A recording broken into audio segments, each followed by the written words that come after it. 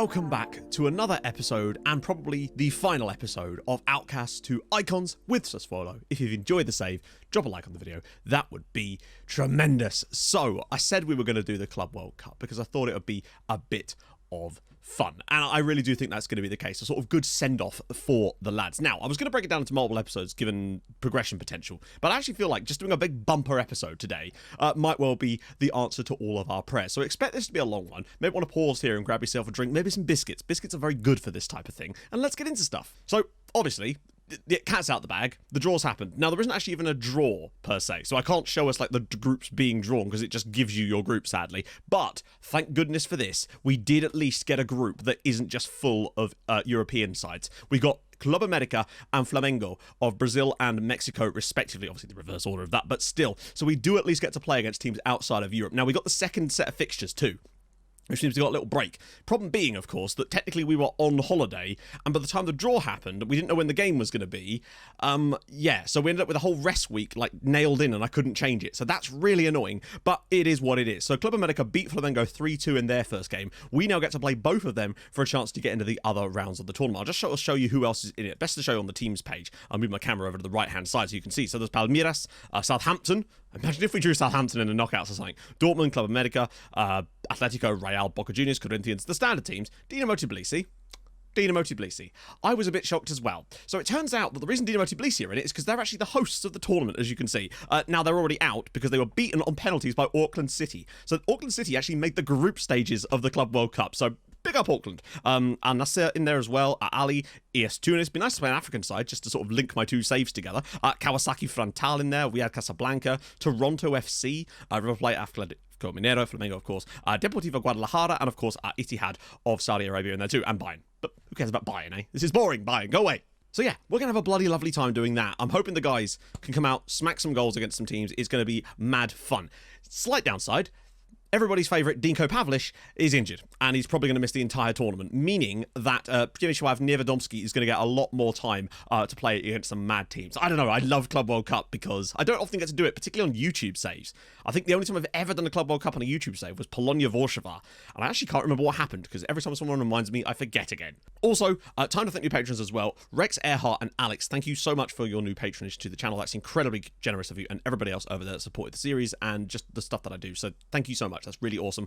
Hope to be back very soon after this with some more some more Kim Min, actually. There might be a little break in between, but we'll sort that out later. Also, FM22's been announced. For those of you that are unaware, 9th of November. I mean, it'd be hard to not be aware, given that it's literally on the main menu of the game, but nevertheless, that's the case. 9th of November, so which means usually beta's around about 2 weeks before that. So, yeah, just as well I didn't choose to do a new long-term save, because we would not have got much done during that period, but I'm excited. I have big plans for both stream and, of course, for YouTube. It's going to be very, very fun indeed. Now, just to catch you guys up on some of the stuff that's happened, because we've actually gone, not like 3 weeks since the Champions League final, of course, has happened. Many things have happened. So most of our Champions League prize money actually ended up going to Fiorentina as part of the deal that I agree with them for Alberto Di Giacomo. I think they got like 15 million for us winning the Champions League, but that's fine. It was worth it. He was a key part of that, particularly as he won Young Player and Player of the Year in Serie A. Mad. Totally worth it for me. Eklu was also Midfielder of the Year, and Overmars was Striker of the Year. Shocker. Also, Overmars won the Golden Shoe with a score of 74, which from what I could work out was the highest since 2017 when Lionel Messi, so 20 years since someone hit that same score. Messi also got 74. The year before, Suarez managed to get 80 on that, but that's mental. And also, oh, you're going to love this, the board announced plans to build a new stadium, or rather announced plans to make plans to build a new stadium. We don't know anything about it, everything's TBC, but it's like, oh, now you decide you want to build a new stadium. Cheers, lads. We're also going to have a look at the other clubs we managed, because there's something I forgot to do in yesterday's video, so we're going to go through all of that. We've got plenty of time, it's going to be a long one. I also want to show you who's ahead of Overmars in the Dutch national team, because I am as confused as you are. Rivas and Janssen also got call-ups and caps for both Brazil and Argentina respectively, so their wages have gone through the roof, but hey, they both deserve it. Lazio tried to poach half of our staff, and every single one of them said no. It was like 4 different times they came in and went, oh, we've offered your staff a contract. And my staff just went, no, not really. And then the next day it was a new news article on a different member of staff. And one last thing, the board are very disappointed about the us making the most of set pieces this year in the league. We scored 16 goals from corners. They are disappointed in us from not making the most of set pieces. We scored twice that amount of any other team. Are they mental? Yes, they are. I've also picked up a couple of extra signings for Sassuolo, which I'll show you them now. Why the hell not, eh? It's full fun and games. First pickup was Michel Zalateur Labuthi. Now you're looking at him going, he's got 9 finishing. Yeah, but he was free. free transfer for a player who's 18 years old, and I mean, you can't really say no when a free transfer of that kind of quality comes up. So yeah, happy to do that. Had my eye on him for a little while. I figured they could use a bit of extra depth potentially, and he's one of those players that can sell on for money. And the other signing I've made for Sassuolo is Frank Vestergaard Ehlers, a 19-year-old Danish left-back. But again, the reason firstly, 95% there, which is nice. Few issues here, of course, but like for a 19-year-old to have these kind of attributes already, he is and he's both footed, which is ludicrous for a left-back. Hugely nice about that. I mean, you can just see like 2.5-star current ability, but also the fabled 4.5 stars on that side. I think he's a natural successor to Jan Bruno for a bit, and for 10.5 million quid, I could really not say no to that. So I was hoping to set them up for the future, which is really, really nice indeed. In fact, while we're at it, I'm going to show you the Dutch national team. So while this isn't a concrete thing, as far as who is ahead and not even allowing him to be included in the squad, I'll show you. So obviously Alper Celik has 45 caps for the Netherlands and 16 goals. Now, he's the Juventus striker. He's decent, but can we not, let's not pretend that Overmars hasn't got a much better record than he does. This is where it gets even weirder. There's also this guy, Lut Bakkenes, 31 years old, 60 caps and 17 goals. Again, a very good striker, but come on now, he's got a goal every other game in the Eredivisie. Meanwhile, Overmars is banging a goal a game in Serie A and won the Champions League. Come on, the Netherlands. And lastly, there's this guy, 27-year-old Arvid Muller, who has no caps, but is still ahead of Overmars in the national team, apparently, although he did have a good season in Liga NOS. So I've got to be honest, I have no idea why Tymon Overmars is not being included in the Dutch national team. He could not be in better form this season. Maybe he and Giovanni van Bronckhorst have had like some kind of falling out or something. Stef Cassels is in there. I'm just looking back at the Dutch results lately, trying to find out if anyone's been scoring loads of goals for them. Firstly, they have a guy called Dick Gruten, so big up that. But look at the results they're getting. Oh, 1-1 draw at home to Switzerland, lost at home to Belgium, drew away at Ukraine. Did beat Ukraine at home, I suppose. Lost 3-0 to Belgium, drew away at Switzerland. Like, what? Casually lost to Romania in the Euros? Like, really? No wonder they're not scoring many goals. You've got a star striker that you're not including in the team. Anyway, that's enough me being bitter about the exclusion of Tymon Overmars. Let's get cracking, friends. So, a few players are either unregistered or unavailable. It's annoying. We weren't allowed to register that many players, and a few guys were on international duty still. The squad size is very small. Like, I had to leave out Dino Sadovic just because there was no way to get enough players to actually fill a squad out without having Dino Sadovic not play. It's a real shame. Now that I think about it, and also we'd lost a bit of match fitness, I would have maybe just knocked out Jan Bruno instead, but you know how we are in that position. So, how do we line up for today? Obviously, Lancer comes in. Obviously, Eklu comes in. We're going to have to rotate because the games are very close together. Siggy Johnson still isn't fit, although it would be nice if he could get one last game for us. I mean, just get rid of the filters. There we go. I mean, that's what I mean. Like, we can't even feel a full bench because of the international games. I kind of anticipated the players that went on international duty coming back before the Club World Cup, but hey, they just had other things to do, apparently. Needless to say, it's still a very strong team, and it would be nice to... Actually, I might start Augusto Rivas, honestly, instead of Troy Gregory here, just because it's Augusto. I kind of want to make sure that all of these guys get game time in this tournament, if we can. I want to have Polohoiko play a game for us. I want Yanderson to start a game up front. Sassuolo versus Club America. This is not a game I expected. Nikita Sevastyanov. They've got a Ukrainian centre-back. That's awesome. International as well. Okay then. Oh, they love it. Love it. I mean, if we played to the best of our ability, we should win this game fairly comfortably, but you just never really know with these things. It feels like we should be comfortably better, but they've got some great players, Club America. Both they and Flamengo do, of course, most of which we poached. As it goes, speaking of poached players, actually, Samir Bartas looks like he's leaving City and potentially could go to Barcelona for 128 million. And to have any chance of getting out of this group, we actually do... Oh, hello. We actually do need to beat Club America because they won their first game, meaning that we have to win this because, yeah, only one team qualifies out of the group. It'd be nice if Overmars could finish off the season with a couple of bangers in the Club World Cup or something. Really sort of, because he didn't really impress me particularly in the Champions League final. That was all about Milivojev, to be honest. 69th minute goal from the big match man. Oh, dear Giacomo, what a ball! Player of the year for a reason. Cassels now. Niewiadomski, lovely to see him play. He may not have got a chance to play in that Champions League final, but hey, Dinko had to really, didn't he? And I think it was the right choice in the end. But still, it's nice to see Niewiadomski getting some game time to finish things off. Lovely ball to Di Giacomo. Can he find another great cross? I'm sure he can. No. Okay. Di Giacomo once again flying forward on this left-hand side. Great ball in again. Lancer! And that's surely... Oh, no. Here we go. Stef Cassels with the free kick. He's not gone for goal, but he's gone for Lancer! And it's over the crossbar. Plenty of bodies in there to aim for. He's found... No, I was going to say he hasn't found any of them, but he has, and Steph Cassell's shot is well saved. Would be nice if we could just get in front, settle the nerves a little. Ooh, big tackle through the back of Steph Cassell's, though. Whips it in, and Rivas's header is wide this time. I mean, it's been pretty much one-way traffic, but as yet, no breakthrough. Also, it just occurred to me, they're playing a system that my assistant did not predict, so I've just had to switch the opposition instructions around a little bit to try to deal with that. Cassell's. Oh, Lancer, surely?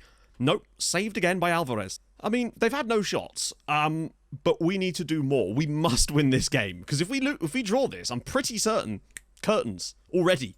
Actually, it might not be. I don't know if it's head-to-head or goal difference, so it could potentially mean that if we were to get a big enough victory over Flamengo, it might allow us to sneak through on goal difference, because they did only beat them by a single goal, but have scored 3 times, so there's definitely that to pay attention to. But really, it won't matter. Provided we get a goal and win this game, then hopefully it should be good, because they're clearly better than Flamengo, having beaten them. Di Giacomo, Rivas, all the way across for Lancer, blocked, and Cassell's, and cleared again. Oh, what a ball, over Mars, and that is a brilliant goal, but it's offside. Ski, nice. Di Giacomo's very infield here. Rivas can bring it forward. Is there a run for Overmars? Yes, there is. Lovely ball. Rivas puts it on a play, and Overmars has finished it. There we go. Sassuolo 1, Club America 0. 52nd goal of the season for Timon Overmars, and it's just nice to see him do that. And that really came from Augusto Rivas doing exactly why I put him in this team. Getting into that position, out of his feet. Beautiful pass, though. Slide rule into the channel. He makes Overmars' job very, very easy. It's still a lovely finish from him, though. 52 for the year for him, and now we have the lead, and that would send us above them. Come on. Eklund to take the corner now. Rivas has gone off for Gregory for a little bit, just to freshen things up. And Marco Quarto, hero of the early stages at Sassuolo, has come on. Oh, what a ball. Gregory! Great goal. Troy Gregory and Marco Quarto, just off the bench 2 minutes ago, combined for a goal to make it 2-0 to Sassuolo now. That's so nice to see. Marco Quarto back in the team.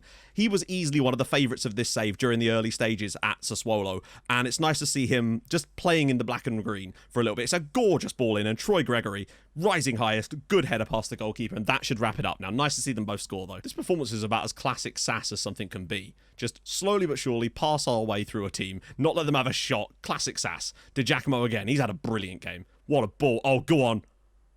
Oh, it deserved a goal. Granados with a brilliant strike, and Di Giacomo once again picking out a gorgeous pass. Cassell's. Quarto. Offside. Oh, I was hoping Marco Quarto might be able to grab himself one last goal for Sassuolo.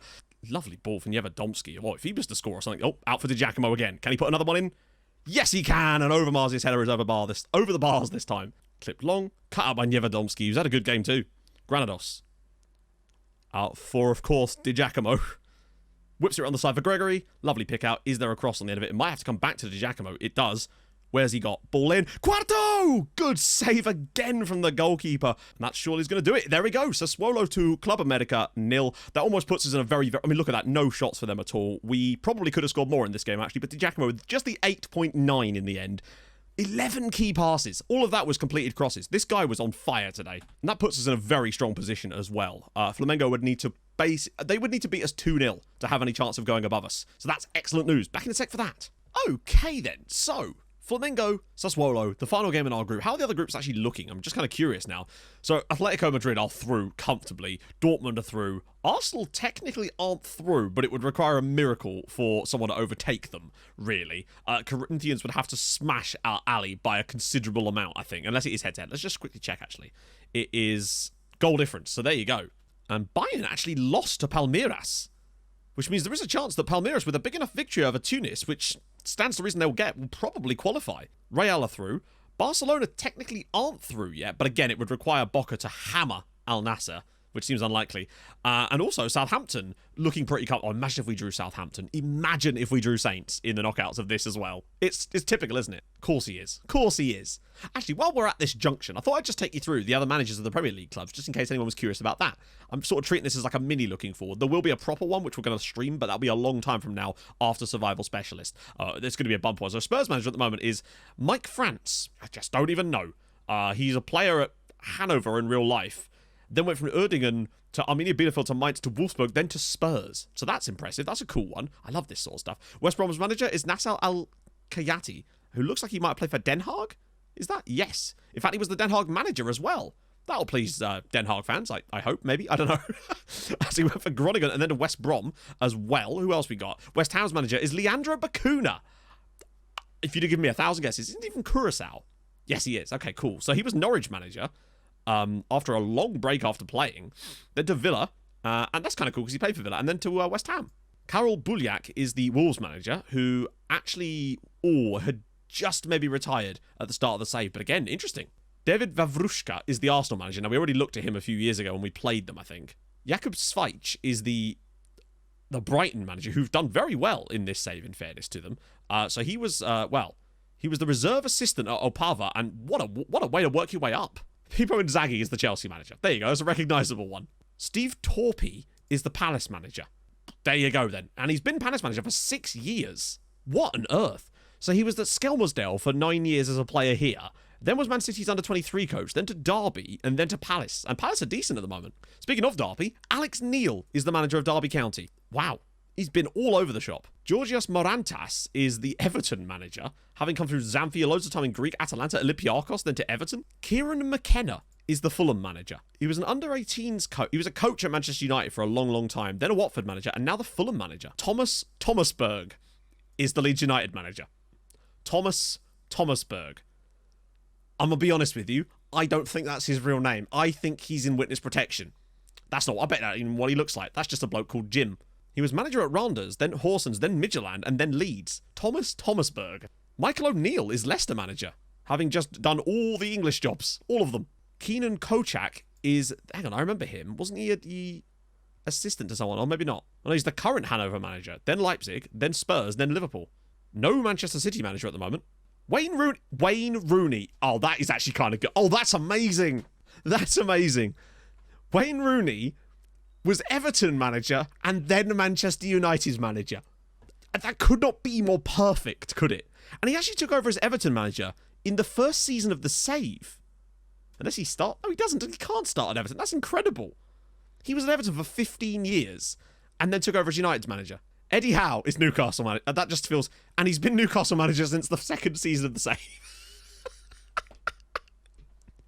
He's been at Newcastle for 16 years. And Lee Bowyer is the Norwich City manager, having been all over the shop. Obviously, Charlton for a while, Brentford, Villa, and now Norwich. Oh, yeah. And apparently Sheffield Wednesday are in the Premier League this season, with Arnaut Danjuma as the manager. It's his first managerial position as well. They're just like, yeah, let's put him in charge of a Premier League club. And obviously, Ralph Hasenhüttl at Saints. Well, that was a nice little experience there, wasn't it? I just thought you might find that interesting. And that was way more interesting than I anticipated it would be. Right, okay. So, as you can see, everybody's dead. So, it's not brilliant. So, Bruno will come in. Oh, my lord. Look, the problem is the games are so close together. And this really is going to have to be our lineup, I think. Michal Cheo is going to have no choice but to play. Believ can come in, but we don't have... I had to drop out one of the centre-backs just to fill the squad. Pavlich is not available. I mean, there's no way those guys can play. Overmars definitely can't start. None of these guys can start. So this is going to be a bit of a mismatch of a squad here. But what I am going to do here, because I really feel like he deserves a chance to play. So the lineup for today is going to be Yarnison, Gregory, Cassels, somehow, Siggy Jonsson, lovely, Quarto in BWM, great to see, Granados, Bruna, Milivojev, Believ. I shall swatch those two over so that Milivojev is... playing in the ball-playing role, Michalče and Polehojko, the young Polish goalkeeper. His first ever, I think, appearance for the club. As long as we don't lose, that would be bad. If we were to get through, I think there's an outside chance that Dinko Pavlich could actually be available for one of the knockout games, and I would love to get him on the pitch. And also, they've lied about the formation again. Our scouting knowledge is not great, really, is it? It does sense that the wide areas could be quite fruitful today, though. It's a shame Di Giacomo isn't on the pitch, but it does feel like Jan Bruno could have an absolute field day in those wide areas, bombing down the left. Brilliant. That's it. First touch of the ball from Polehojko. He's already got like 10 caps for Poland, to be fair, so he's no mug. He's clearly a very, very talented young goalkeeper, and Poland have a lot of faith in him. The fact that we've got 3 Polish internationals at the club actually is kind of surprising. Look at the space for Renan. Good block.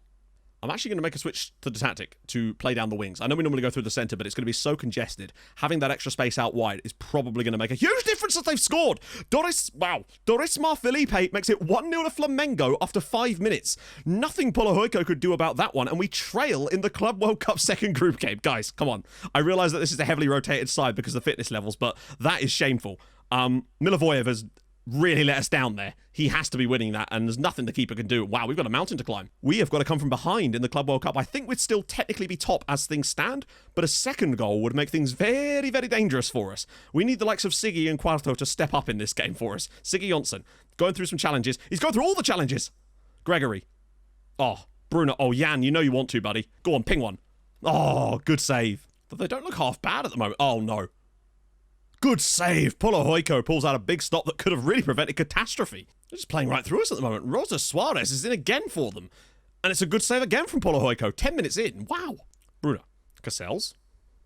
Cuarto. Now's a chance for a ball in, surely. Lovely ball. No. In fact, they might even get a breakaway on us here, potentially. Lovely ball again over the top. Rosa Suarez is through for Flamengo.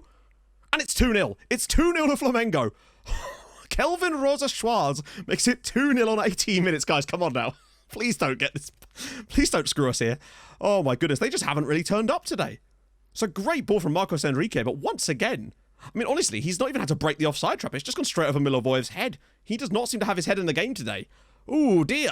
Unfortunately, we're left with little choice most of the time here because with the games being so close together, the fact that we had no opportunity to actually get any match fitness back prior to them, it's kind of made us in an almost impossible position here. We had to play this lineup.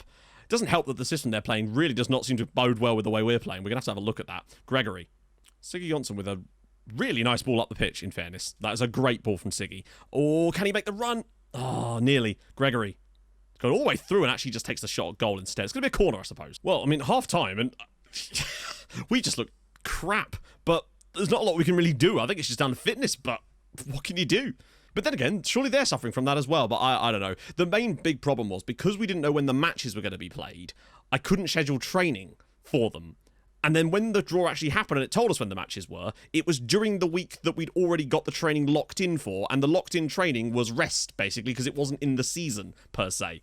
I'm making the first half substitutions. I'm going to get Rivas and Niewiadomski on, even though they're knackered, because we just need something at the moment of higher... I'd rather have higher caliber knackered players. That's really all we can hope for at the moment. Gregory out wide. Jarnesson's not really had a look in today, unfortunately. It might even be an Overmars job in a bit.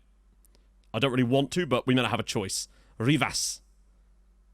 Okay, that's fine too. Pops it in the box. Jarnesson and Gregory! Yes! Troy Gregory, 17th goal of the season, and it's Flamengo 2, Sassuolo 1. He scored a goal in the last game, and he's got another one in this one. I don't know what this is going on. Like, why doesn't the other player just take the ball there? But never mind. It's a lovely ball in from Rivas. The defender gets a touch on it, but Gregory's on the end of it, and it is now 2-1, and we're back in the match a little bit now. If we could find a second goal, it might just calm the nerves, as that would now send us back to the top of the group. And Troy Gregory just bailing us out somewhat here. But this is not done yet by any means. We've managed to get ourselves back in this, but still a long way to go.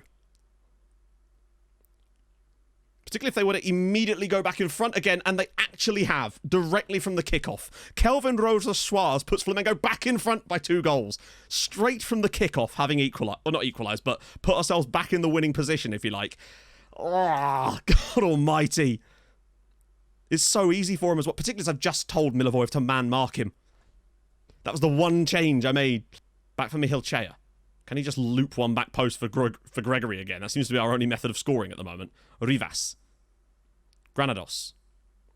And they actually are doing exactly that. Bruno's strike is well saved for Granados. Can he slip it through for someone? No. Siggy Jonsson. Overmars. Siggy Jonsson. Please don't shoot, Siggy. Or do... Oh, my God. Well... With 5 minutes to go, we are literally on the verge of going out the Club World Cup here. Rivas' ball in, Bruno's header down, and it's blocked and cleared and blocked and cleared and blocked and cleared. Rivas' ball in and cleared again. We're going to go out. Blocked again. Niewiadomski blocked again. Overmars! Oh, the highlight do continue, but I don't know. Niewiadomski now. Jan Bruna. Anybody on the end of it. Granados! Oh, for crying out loud! Stop blocking everything, please! Ball in, and it's cleared again. We need to force this in. Rivas' ball now. Cleared again. Flamengo have defended brilliantly at times here. Out for Rivas once more. Finds Granados this time. Ball in. And Gregory can't get there. Well, we're not done yet. Jan, please, mate. You were in theory one of the more fresh players for this one. Jan Bruna now. It'll be a corner to us, I expect. Oh, not even that. Not even that. Oh, no, he's won it back. Bruno, get it back on your left foot. Oh, dear. Come on, keep that ball moving. There we go. Granados. Slip it through for someone. Siggy Jonsson. Oh my God. I can't believe this. Milivojević picks it up. We go again now. Rivas. Back to Milivojević. Round the side for Siggy Jonsson. I don't know anymore. I just don't know. The highlight yet again continues. Incredibly. This has been one long highlight for about the last minute and a half of game time now. But if we score on the end of it, it won't... That's actually So annoying. So goddamn annoying. They had one job. Just don't lose by 2 goals to a South American team. And that's it. We're out. We're out of the club world. Bloody hell. I had big plans for today. As far as like going... Oh my God. Right, well, there you go. Jokers. They were very tired, but like, come on. You can't concede 3 goals to Flamengo. But then, even then, the chances we missed late on in this game, it's just like embarrassing stuff. It's a shame, really, because I had such high hopes of what we were going to be able to do in today's video to send us off so well, but then FM's like, nope, not allowed any fun today. Well, would you believe it? The exact result that would have knocked us out. Just what we wanted.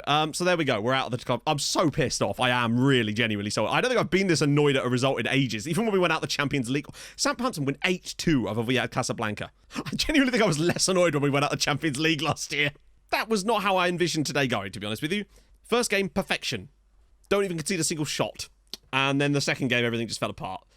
Definitely the tiredness played a factor in that. Flamengo playing a formation that I don't think I've ever come up against with Sassuolo, and clearly, for whatever reason, it was very successful. No matter what I did, it just didn't seem to be able to be... Nothing would be able to create anything. I was playing a lot down the wings in the first half, and just, we could not seem to... There was plenty of space there, but they never did anything with it, and they were just very good defensively. And even so, we still had those 2 or 3 chances towards the very end of that game, which one of them has to be a goal. One of them. I don't expect them to score all of them, but you have to score at least one of them. Simple. That's a real shame. Like, I could have even stomached losing that game, but to lose it with the exact way that would have just about knocked us out. Anyway, that's enough complaining about that. That is extremely frustrating, though, particularly as we beat the team that beat them so comfortably. But that's football sometimes, isn't it? Yeah. So who do we get? Who would we have got had we got through? It would have been Arsenal. Oh, well, at least it wouldn't have been Southampton, I suppose. That would have been worse, I guess, getting knocked out by Southampton. Oh, dearie me. Well, maybe I shouldn't have started Polohoiko in that game, but I don't know. I just figured that we'd score enough to make it not matter so much if our goalkeeper wasn't quite as high quality as Franz Beecher. He still made some good saves, did Polohoiko, in that one. Must respond. Do I? I don't think I do. I'm going to decline. Well then, our tenure at Sassuolo ends with a defeat to Flamengo. Not quite how I'd envisioned things going, but hey, that's, you live and learn, don't you? Right, so that concludes Outcasts to Icons. Now, what's going to happen now? So, there's going to be a few days break, as I've got some stuff to sort out as far as moving along with some things. Now, we're going to be coming back with a little mini-series called Survival Specialist. It's going to be in the same database and the same save as from where we currently are, and will still be Kim Min. So we're going to be going to January, and the idea is we're going to try and rescue a team from relegation in each of the 5 major leagues. No specific order in which we're going to start with them. I will avoid Italy for the first one, obviously, because we want to move to a different country to try and, try out some different leagues. With, so January, we go there, we try to find a job at one of the teams in the relegation zone. Ideally, I wouldn't have it so that they're like in the relegation zone on goal difference. I want to have a little bit of a points deficit to try to make up. We're not going to try and change tactics. I want to see if Kim Min-ball can revolutionise a team in relegation trouble in just 6 months. And if we fail, then we move on. And if we win, then we move on. There's going to be a lot of clubs you're probably going to see over the next month or so, which I actually think is going to be pretty damn fun. So if you're looking forward to that, of course, drop a like on the video. That would be awesome. Obviously, in the meantime, we'll be streaming stuff over on Twitch with our Africa save currently at Génération Foot over in Senegal, looking at some interesting potential job opportunities there as well. So I will see you guys not tomorrow, because it's a Saturday anyway, but sometime in the middle of next week as Survival Specialist gets itself going. I've still had a bloody good time with this save, even if it has ended in somewhat irritating circumstances, but hey, that's football for you, isn't it? Apologies for the annoyance, but goddamn, I'm sure you can understand how frustrating that is. We just won the Champions League and you got knocked out by Flamengo. Come on now. We didn't look at the other clubs we managed. Oh, Matt, you cheeky man. Right, I damn near ended this series without showing you the previous clubs. What kind of man would I be if I did that? Right, Veleshta. They should be back in the second tier now. No, they're not. Okay. Hang on, how? You came second. Did second not get you promoted? Oh, no, well, apparently it doesn't. I guess you have to win that league to get promoted. Or no, you're going to like a playoff and they obviously ballsed it up twice in a row. GG, lads. Ermis. Let's check out the Cypriot lads. Third in the second tier. Oh, that's a shame. So they actually haven't been promoted. Or have... No, they haven't. I honestly expected them to bounce back. Wow. That's awesome. They have a 27-year-old Chinese striker called Yi Yao, who has 7 caps for China and 3 goals, who is the Ermis top scorer, who played at Vojvodina, Radnik Sudolica, and then Ermis. What a signing. How much did they pay for him? Free. Wow, look at that for a signing. Top scorer in the league, best average rating, fair play. That's pretty peng. Right, moving on. Oh, Seged. Oh, wait, we're already into the next season. For a second, I thought they'd got relegated. Where are they? 6th place. That's pretty much Sega territory, isn't it? They're just they are painfully mid-table. But there you go. Ferencváros do stay up. We already know about Andre Villas Boas's Osasuna, mid-table boys, as we all know. So there we go. And to the surprise of nobody, Dinamo Zagreb won the league by only 7 points, to be fair, but just the 2 defeats on the cards on that one, in fairness as well. Varaždin, as usual, were relegated on that one as well. So there we go. That concludes Outcast to Icons. Sorry for the sort of slightly disjointed. I realise this has been a very long episode, but I figured you guys would probably be up for that. I was hoping it was going to be longer, if I'm honest, but yes, I will see you guys very, very soon. Hold your gun. Capybara. Bye-bye.